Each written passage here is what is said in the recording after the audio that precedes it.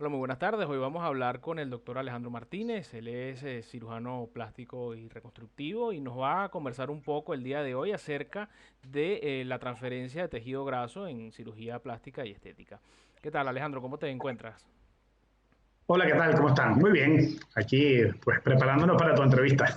Muy bien, me parece muy bien, Alejandro. Mira, pues como estábamos conversando anteriormente, yo quería preguntarte, bueno, en principio vamos a comenzar por el inicio. ¿Qué es la transferencia de tejido graso? ¿En qué consiste esta Bueno, la transferencia? transferencia de tejido graso es, dicho de otra manera, es un injerto de tejido graso.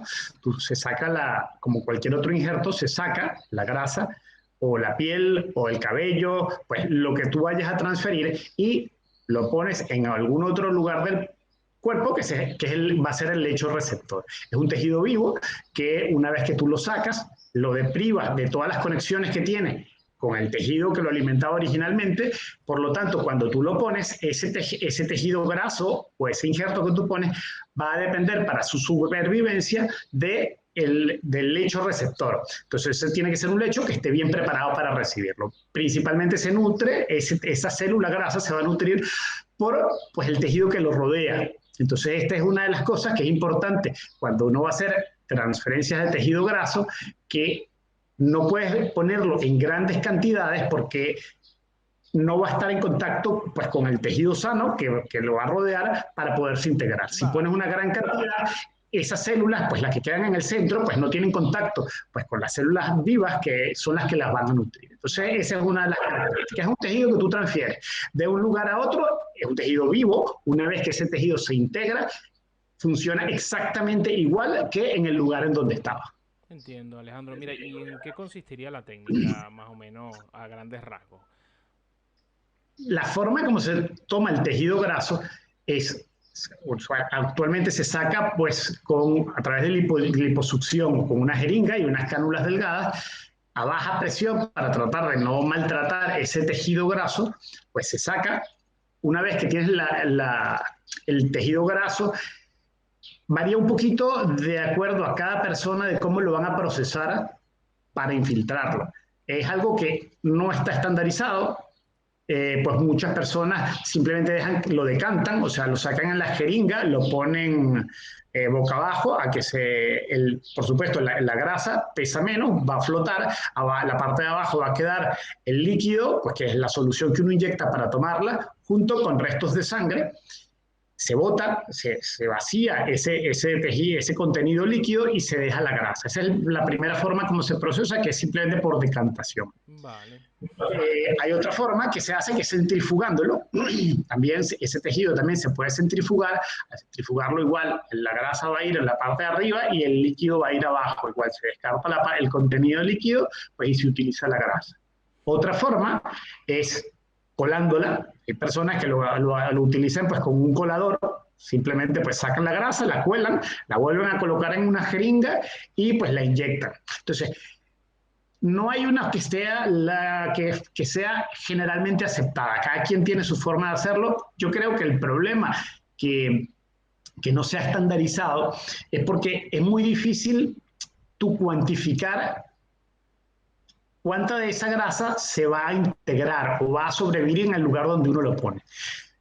Más o menos se tiene un consenso de que aproximadamente un 80% de la grasa que uno coloca sobrevive, pero es complicado tú, de manera práctica, en cualquier aplicación clínica, demostrar cuánto de esa grasa sobrevivió. Porque, a ver, es una cuestión de observación, es completamente subjetivo. Pues eso se utiliza para muchas cosas. O sea, tú vas a dar volumen, pues, por lo menos vas a rellenar una depresión que quedó por una cicatriz. Tú pones grasa, tú lo puedes ver que está más plano. Pero si tú pusiste 10 cc, no hay forma de que tú sepas si sobrevivieron los 10, 5, 4 o 2. O sea, obviamente tú puedes ver que la cicatriz ahora está menos hundida o quedó completamente plana, pero no tiene forma de cuantificarlo. Sí, Entonces, probablemente por eso, pues es difícil que tú puedas, porque si tú pudieras decir, ok, la mejor técnica es decantación o centrifugación porque sobrevive el 90%, sí, pero eso no lo puedes hacer. porque no hay forma hasta ahorita de tú poder cuantificar cuánto sobrevive de manera exacta. Claro, precisamente eso era una de las cosas que te queríamos preguntar, las aplicaciones de la técnica. Obviamente, bueno, una de las más conocidas, pues es el aumento, ya sea de senos o glúteos. Hemos hablado, se han popularizado muchos procedimientos como la famosa aumento de glúteos brasilero, que tiene algo de aplicación de transferencia de tejido graso y otros casos, pero entiendo que también hay aplicaciones más amplias como lo que estás comentando de las cicatrices. ¿Qué aplicaciones prácticas tiene?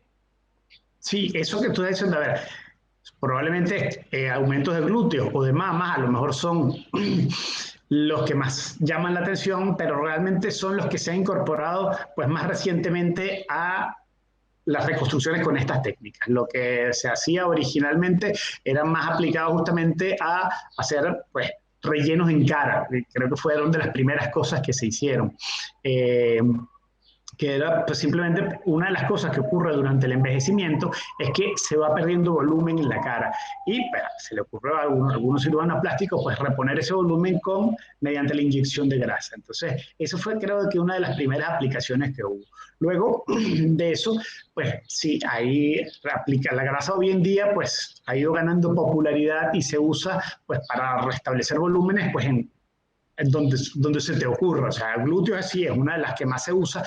Aquí el problema del glúteo es que se le requieren pues grandes volúmenes, por Claro. supuesto. Entonces, en estos casos es que una de las personas que más ha realizado estas reconstrucciones glúteas con transferencia de tejido graso es el que lo cuela. Simplemente saca 200, 300, 400 o 500 cc de grasa, pues los pasa por un colador, los pone en jeringa y los reinyecta. Entonces, esa es una de las aplicaciones. La otra, la que me hablas de la mama, eso pues por mucho tiempo tuvo muchísima resistencia, porque una de las cosas que importantes en la mama, en las reconstrucciones de mama, es que la mama se pueda evaluar, por supuesto para descartar para que no haya confusiones con diagnósticos de cáncer de mama. Claro. Entonces, se alegaba que al tú inyectar grasa, distorsionabas el tejido mamario y podía haber problemas con las mamografías para identificar lesiones malignas. Entonces, por eso, pues, durante muchísimos años fue muy cuestionada las reconstrucciones mamarias estéticas o reconstructivas con tejido graso. Actualmente pues es mucho más aceptado, incluso pues no solamente en la cirugía reconstructiva, sino en cirugía estética. O sea, para aumentos de mama hoy en día pues se usa pues con muchísima frecuencia, que es otro de los sitios que se usan también bastante. Y fuera de eso, pues mira, se usa en cualquier lugar donde uno quiera reponer volúmenes. Pues en una rinoplastia que te quedó algún defecto, quieres rellenar el radix, puedes usar grasa. Una cicatriz deprimida, puedes usar grasa. En cualquier sitio donde tú quieras reponer volumen, labios, por supuesto, surcos nasogenianos, o sea, cualquier lugar donde uno quiera reponer volumen, puedes utilizar la Puedes grasa. utilizar la grasa. Una de las cosas que de lo que estamos conversando, cuando se extrae la grasa, necesariamente se tiene que extraer a través de liposucción tradicional o también funciona la grasa que sea extraída, por ejemplo, con lipobaser o alguna otra técnica de liposucción. Una vez más entramos en el tema de la controversia, ¿de acuerdo? Ujú. En teoría, siempre se ha hablado que para que, a ver, esto es un tejido que es un tejido vivo. Entonces, tú estás haciendo una transferencia de una célula. Esa célula, por supuesto, tiene que estar viva y en buenas condiciones para que tenga el mayor chance de sobrevivir donde tú la pones. Claro. El láser, todas estas técnicas que ayudan a las liposucciones o a las lipoesculturas, producen calor. El láser es una vibración a alta frecuencia que genera calor. Emulsifica la grasa. Entonces, cuando uno saca esa grasa, producto de una lipoláser o de una lipoláser, la grasa viene emulsificada. O sea, no ves los globulitos de grasa, sino ves un líquido blanco lechoso. Claro. Entonces, en teoría, esa no sería la mejor grasa para tú transferir. Sin embargo, se usa con muchísima frecuencia y los que la hacen dicen que les va muy bien. Y una vez más, el problema es la evaluación. Claro. Si yo pudiera inyectar 100 gramos de lipobase, de producto de grasa proveniente de lipobase y 100 gramos de lipo convencional y hacer un estudio comparativo de cuánto quedó de cada una, pudieras hablar con más propiedad. Pero el problema es eso, que tú inyectas 100 cc en un glúteo y tú puedes ver que está más grande o más chico, pero no puedes cuantificar exactamente, mira, si aquí quedaron, de esos 100 quedaron 90 y aquí quedaron 50. Eso no lo puedes hacer objetivamente. No, es muy difícil. Pero sí, claro. No, y que además que, a ver, que no lo, o sea, porque es subjetivo. O sea, si tú pones un implante de 500 cc y tú sabes que ahí van 500 cc. Y cuando tú ves el paciente, si tú ves a ese paciente, le ves las mamas, si tú no sabes que le pusiste el implante de 500 cc, tú puedes decir un cálculo. Mira, yo creo que le pusieron tanto, le pusieron esto, pero una vez que eso está dentro, tú no puedes saber exactamente cuánto hay. A eso es a lo que me refiero en cuanto a la evaluación de los resultados. Definitivamente funciona porque la grasa se ve más grande, pero saber cuánto sobrevivió es complicado. Entonces, eso es uno de los grandes problemas que existe con eso. Pero teóricamente, y siempre cuando en los inicios de la lipotransferencia, siempre se habló de el tratar la grasa de manera con la mayor gentilidad posible, ¿de acuerdo? O sea, cuando la sacas pues que la saques con baja presión para no maltratar la grasa. Cuando la centrifugas, que no la centrifugues a más de un determinado número de revoluciones por minuto para que esa fuerza G no destruya las células de grasa. Entonces siempre se ha insistido mucho en el manejo gentil de la grasa. Entonces, si aplicamos eso a todos estos métodos nuevos de liposucciones, va a ser láser con power cannula, pues obviamente que no sería el mejor método para controlarla, ¿de acuerdo? Porque el tejido definitivamente no va a salir de una célula, sobrevivirán algunas, pero el número de células que sobreviven y que sean óptimas para transferirlas, pues no será el mayor, por supuesto. Claro.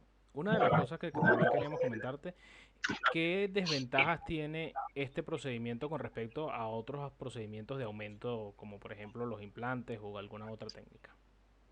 Claro, ahí tendríamos que ir por áreas, ¿no? Por ejemplo, si tú hablas en la mama, ¿qué ventajas tiene la grasa contra los implantes? Bueno, primero, pues la ventaja es que los implantes tienen complicaciones bajas y son muy buenos, pero definitivamente tienen complicaciones. Los implantes se pueden hacer contracturas capsulares, pues pueden romperse, no es frecuente, pero puede ocurrir, pues se pueden infectar y pueden extruirse, entonces tienen complicaciones. La grasa, el tejido graso, la ventaja es que es un tejido autólogo, es un tejido del mismo cuerpo. En principio, si el paciente pues, tiene suficiente a donde sacar, tiene ilimitada cantidad de grasa para poner, obviamente eso es un poquito de acuerdo a la contextura del paciente, y una vez que ese tejido se integra, es un tejido vivo que pasa a formar parte del paciente, entonces se va a ver pues completamente natural y pues no va a tener, una vez que el paciente se integra, pues que esa grasa se integra, pues no va a tener problemas de rechazo ni nada. Esto puede, por supuesto, tener complicaciones. La principal complicación son las infecciones. ¿De acuerdo? Un tejido que tú estás metiendo, si pones una gran cantidad, que es otro de las limitantes que tiene el procedimiento, que como hablamos al principio, la cantidad que tú pones para optimizar la integración de esa grasa tiene que ser en túneles y colocar pequeñas cantidades en muchos planos, ¿de acuerdo? Entonces, no puedes, si tú a lo mejor sacaste, por decirte algo, 1000 cc de grasa, pues si el sitio donde tú lo vas a poner no tiene una superficie, un volumen suficiente, pues no la puedes poner completa porque vas a hacer burbujas o cúmulos muy grandes de grasa debajo de la piel, dentro del tejido, que van a tener dificultad para integrarse. Entonces, muchas veces tienes que hacer, si tú quieres lograr un volumen considerable, pues tienes que hacer 2 o 3 sesiones de lipotransferencia para poder lograr el resultado que tú quieres. Eso ocurre mucho en las reconstrucciones mamarias.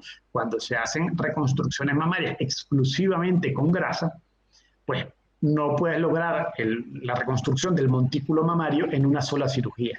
Tienes que hacer varios procedimientos, esperar que esa grasa se integre, se desinflame y hacer uno nuevamente y así sucesivamente hasta lograr el volumen que quieres. Eso puede ser muy correcto. Cuando se hacen reconstrucciones exclusivamente con transferencia de tejido graso, pues pueden ser 3, 4 o 5 cirugías antes de lograr el resultado que uno quiere. Mientras que el implante tú lo colocas y de una vez está el volumen. Entonces, bueno, sería una de las ventajas Una de las y desventajas. de procedimiento. Es correcto. Pero Ocurre igual principalmente, con glúteos y en estos sitios donde requieren grandes volúmenes. claro, principalmente estamos hablando que las ventajas vendría siendo, pues, obviamente el carácter natural del tejido que se está colocando.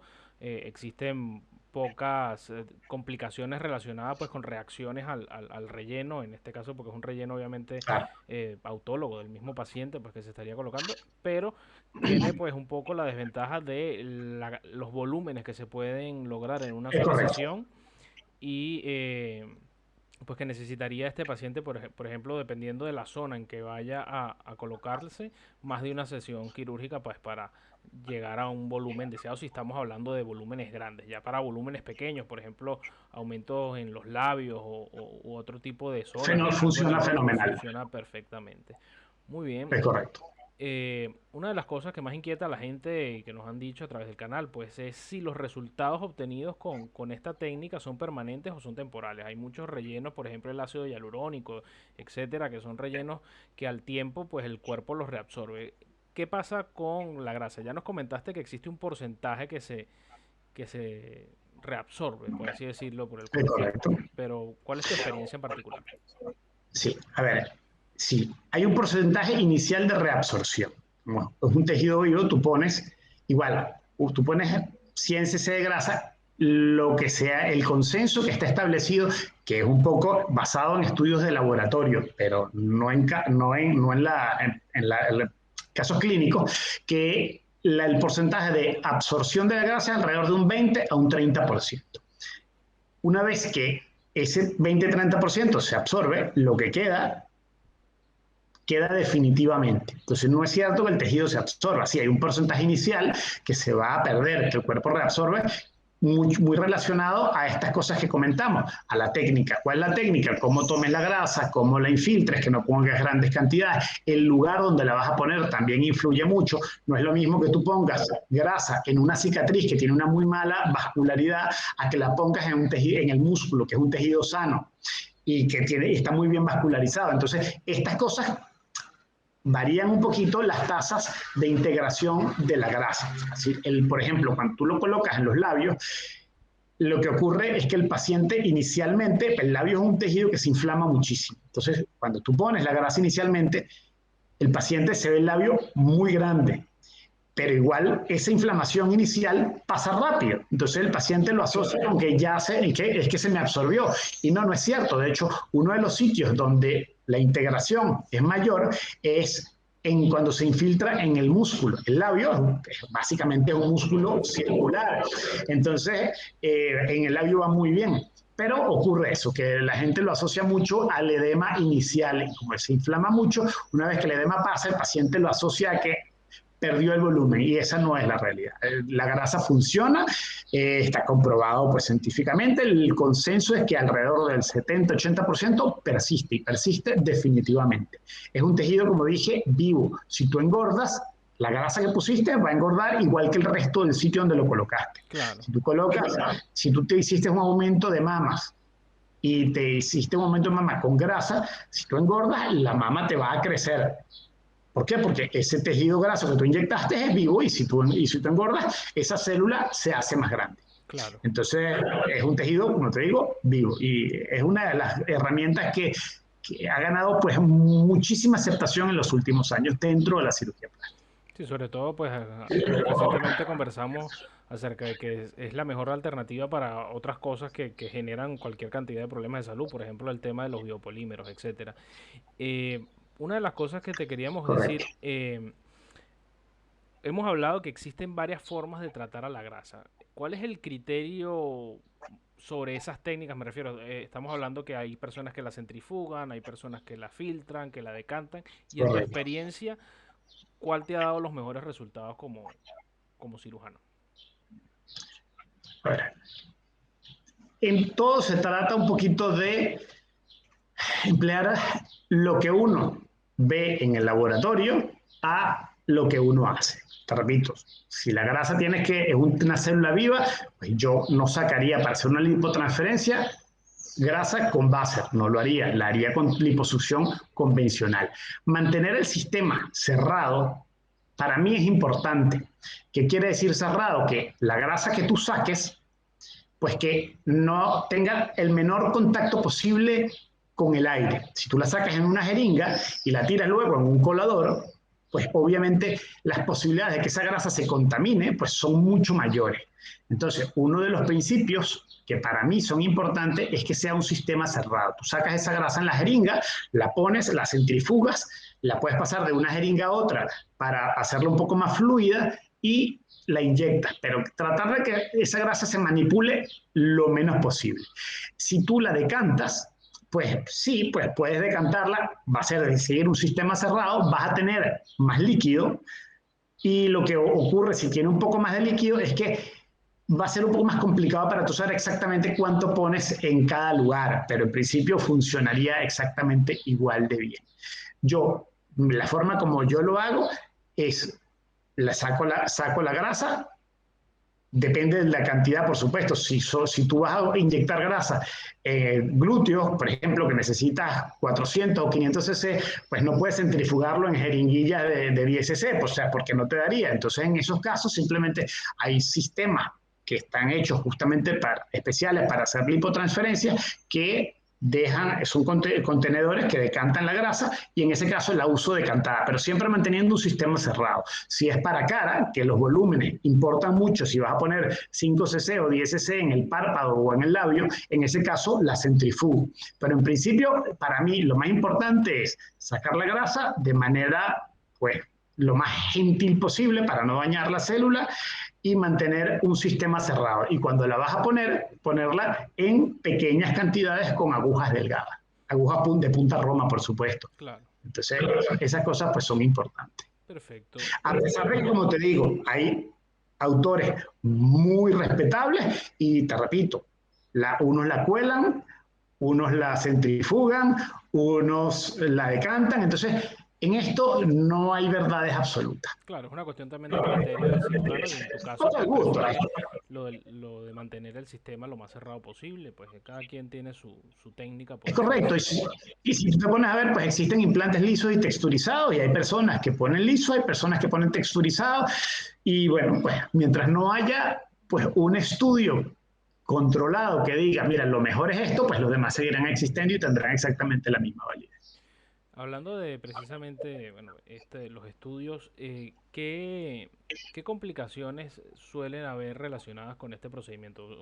Obviamente, al ser un procedimiento quirúrgico como cualquier otro, hay un porcentaje de complicaciones que puede haber. En el caso de la transferencia de tejido graso, ¿qué es lo que has encontrado o lo que has visto más común como una complicación? Claro, fíjate, complicaciones menores, que obviamente la complicación que tú pudieras decir que es la complicación más frecuente son infecciones.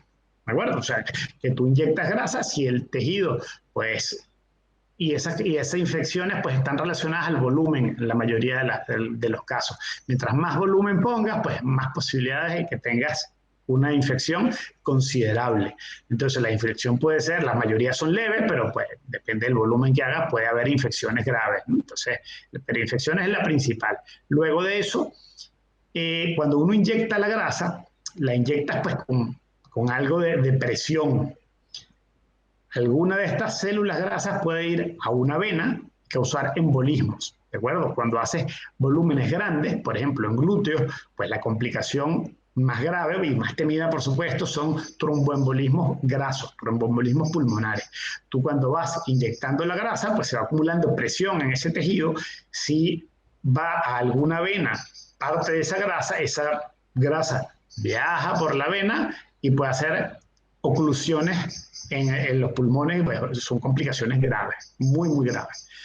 Igual, tromboembolismo, si tú lo inyectas en la cara, por ejemplo, pues puede hacer complicaciones tromboembólicas similares, pero por ejemplo, en la arteria de la retina, es una de las cosas que están descritas. La cara, pues, hacia donde drena, pues drena hacia la vena de la retina. Si tú inyectas, pues, en la periórbita, pues puede ir algo de esa grasa a la vena de la retina y produce una oclusión y ceguera. Puede ser una de las complicaciones. En principio, a grandes rasgos, son dos. Pues, primero, las complicaciones infecciosas y después las complicaciones embólicas, que es que esa grasa pase al torrente sanguíneo y ocluya, pues, algo en la circulación distal o terminal.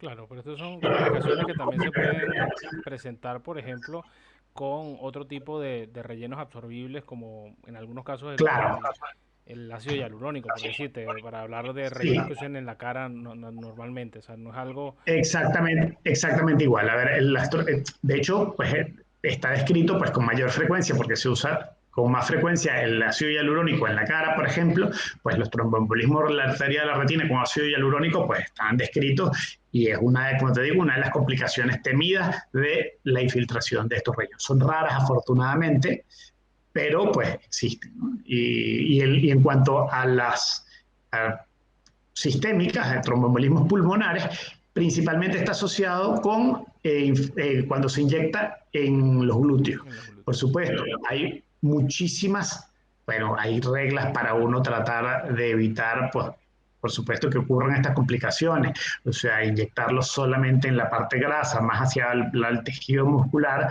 pues hay venas que las venas son mucho más grandes, entonces hay áreas donde uno debe mantenerse para tener algún margen de seguridad de que no ocurran este tipo de complicaciones. Pero igual, todos los materiales que tú inyectas puede ocurrir. También se pudo, igual que tú comentaste hace un rato que tuvieron una entrevista de los biopolímeros, estos biopolímeros o silicón, lo que pasa es que le ponen un nombre fancy para que la gente Mm. pues se enganche, pero el biopolímero es silicón básicamente. Y cuando se inyectaba silicón en los glúteos, que por supuesto tampoco se debe hacer, una de las complicaciones y la mayoría de estos casos que tú veías en las noticias que personas habían fallecido por se estaban haciendo aumentos glúteos con silicón, pues también por embolismos con ese Tromboembolismo. material. Entonces, cualquier líquido que no es líquido porque son viscosos. Entonces cualquier fluido pues, que tú inyectes tiene la potencial complicación de que parte de ese líquido pues vaya a una vena y haga un tromboembolismo pulmonar. Vale, perfecto. Depende, por supuesto, de los volúmenes, variará la severidad de la complicación, ¿no? No entiendo, vamos, dependiendo del volumen, obviamente, a mayor volumen, digamos que mayor riesgo. Es Por, mejor su, por hacerlo supuesto. como dijiste anteriormente, si vas a trabajar un volumen grande, irlo haciendo por pasos, por Sí, y distintas sobre todo que, a ver, y tratar de mantener algunas cosas, pues los sitios donde se inyectan, pues es importante mantenerse en los tejidos, pues en glúteos, por ejemplo, en el tejido, inyectarlo en el tejido graso, pues no inyectarlo profundo, porque ahí las venas son un poco más gruesas. Y el volumen igual, porque se habla que el mecanismo de que esa grasa pase a la vena es mientras más volumen inyectas, pues se crea más presión debajo de la piel y más posibilidades de que algo de ese tejido pues migre hacia la vena. No es que tú cuando pasas la aguja caigas en la vena y ahí entre la grasa. Lo que se cree es que el tejido que quedó en ese alrededor, pues con la presión que existe, pues se moviliza y pues la vena, pues como tiene presión negativa, tiende a hacer cierto mecanismo de succión y esa grasa puede pasar el torrente sanguíneo. Vale, perfecto. Eh, en resumidas cuentas, ¿en qué consistiría una cirugía de aumento con tejido graso? Más o menos, por ejemplo, una paciente que quiera hacerse un aumento de glúteos, ¿cómo sería, digamos, el paso a paso de forma muy resumida? Entiendo que cada paciente es distinto y que la evaluación Claro, es particular para cada uno, pero digamos para darle una idea general a una persona que esté pensando en hacerse este procedimiento. claro. Primero, ¿de dónde vas a sacar la grasa? Por supuesto, tienes que tener grasa disponible. Si tú vas a hacer lipoinyecciones en cara, pues como te dije, pues requiere volúmenes pequeños. Cuando vas a hacer aumentos glúteos, los volúmenes que tienes que poner para que se note son grandes. Entonces, ya la grasa procesada, sin líquido, solamente la grasa, son volúmenes que son alrededor de entre 200 y 500, 600 cc por lado. Entonces, tienes que tener una fuente de grasa considerable. Una vez que tú le pintas al paciente de las áreas donde le vas a sacar la grasa, primero, como una liposucción o al convencional que vayas a hacer, infiltras líquido debajo de la piel, pues después introduces las cánulas y comienzas a sacarlas. Como te dije, yo particularmente utilizo un sistema cerrado, eso va a un contenedor, a un contenedor que está estéril, por supuesto. Una vez que terminas de sacar la grasa que vas a utilizar, el contenedor trae una llave, esa llave descarta el líquido que contiene esa grasa y la pasas a jeringas. A través de la misma llave, pues vas sacando y lo vas cargando en jeringas.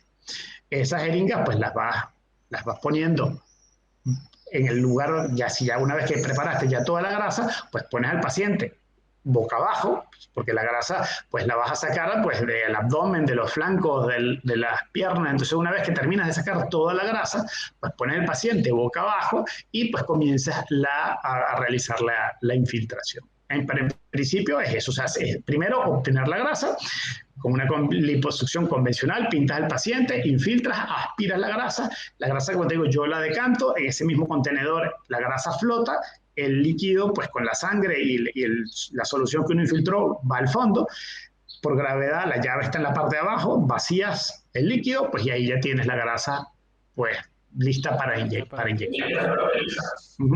Vale, perfecto. Por supuesto, importante luego el paciente que reciba antibióticos, pues, por supuesto, todos estos son procedimientos que se realizan en el quirófano, no son procedimientos de consultorio, entonces, por supuesto, muchas de las complicaciones que se asocian con estos procedimientos, la mayoría pues son cirugías hechas en lugares no adecuados. Estos son procedimientos quirúrgicos que se le debe dar la importancia requerida. Se hacen en quirófanos, con anestesiólogos, los quirófanos se les da mantenimiento, tiene que seguir una serie de reglas, pues, como cualquier otra cirugía.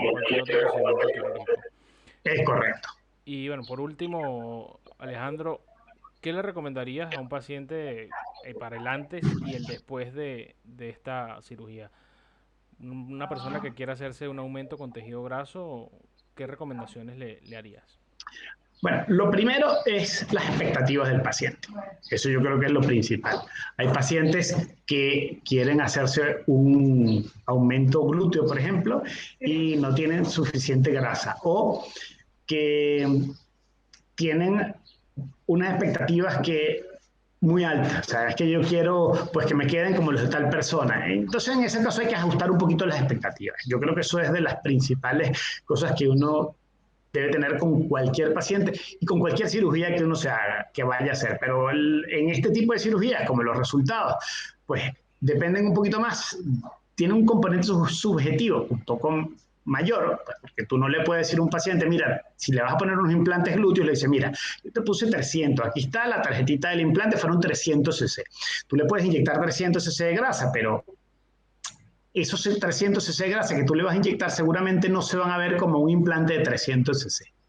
Se va a ver pues mucho menos porque es un tejido que se va a poner en todo el área del glúteo y va a ser un resultado mucho más sutil, sí, más natural también, pero muchas veces el paciente no quiere la naturalidad, quiere que se vea más bien exagerado, y con estos métodos pues no se logra en la mayoría de los casos ese resultado exagerado que los pacientes muchas veces buscan, ¿no? Entonces yo creo que lo principal es eso, son unas expectativas claras, realistas. Y luego de eso, pues nada, discutir con el paciente de dónde se va a tomar la grasa. Y en principio, como te digo, pues son procedimientos que no son particularmente dolorosos. La liposucción, pues es como una liposucción convencional, pues se siente un dolor no de alta intensidad, pero en un área grande, entonces es un dolor más bien difuso. Y en el sitio donde uno la pone, pues tampoco. Lo que hay es que estar pues muy pendiente, sí, del área donde uno la inyectó, que no vaya a haber cambios de coloración, aumentos de volumen, monitorizar mucho para estar muy atento a cualquier signo de infección, pues para tomar las precauciones del caso. Perfecto. Y luego del postoperatorio, estamos hablando, por ejemplo, cuánto tiempo un paciente puede retomar su vida normal o, por ejemplo, personas que realicen algún tipo de actividad física, más o menos cuál es el criterio del manejo postoperatorio de estos pacientes. Pues digo, depende del sitio donde la pongas. En principio, si lo más común, por ejemplo, te digo, aumentos glúteos o mamas, pues el glúteo, pues bueno, uno recomienda al paciente pues tratar de no apoyar en esa zona alrededor por una semana, de no apoyar sobre la zona. Es complicado porque, por supuesto, te podrás imaginar, si te acuestas tienes que dormir boca abajo, pero si te vas a sentar, pues siempre va a haber presión sobre el lugar. Entonces, a pesar de que son cosas que uno siempre le dice al paciente, es un poquito difícil pues que esas cosas se cumplan con rigurosidad, porque el paciente no puede estar acostado boca abajo durante una semana completa. Entonces, aquí entra también un poquito, pues, el manejo de cada cirujano. Unos le dicen duerme boca abajo por una semana, otros le dirán 15 días. Yo creo que en una semana de tratar de proteger la zona donde uno puso la grasa, pues es suficiente. Pues si vas a hacer deporte, por supuesto, pues correr spinning, bicicleta, pues este tipo de cosas, pues si hiciste un aumento glúteo, pues no lo deberías hacer. ¿Cuánto tiempo? Pues, por lo menos unas 4 o 6 semanas. En mama es un poquito más fácil de tú proteger la zona, porque no es una zona que esté directamente expuesta al traumatismo. Entonces, en la mama, pues a lo mejor uno puede ser un poquito más flexible con esto. También las cantidades, pues no las pone uno, no son cantidades tan grandes. En la mama más bien se usa como una herramienta para dar un poquito más por el volumen en el polo inferior cuando uno hace mastopedia, y los volúmenes no son tan grandes como los que uno pone en los glúteos. Entonces es un poquito más fácil de manejar la zona. Claro, perfecto. Bueno, solo nos queda agradecerte por tu tiempo, Alejandro. Muchas gracias por la información que nos has dado y esperemos que con esto que hemos conversado podamos aclarar muchas de las dudas que nos han presentado mucha de la gente que nos ve en el canal. Que tengas pues una muy buena tarde y bueno, estaremos siempre en contacto para cualquier otra entrevista, Alejandro. Bueno, muchas gracias, Jorge. Y bueno, sí, pues cualquier otra duda que tengan, pues con por gusto, pues de respondérselas en las medidas de mis posibilidades. Muchas gracias.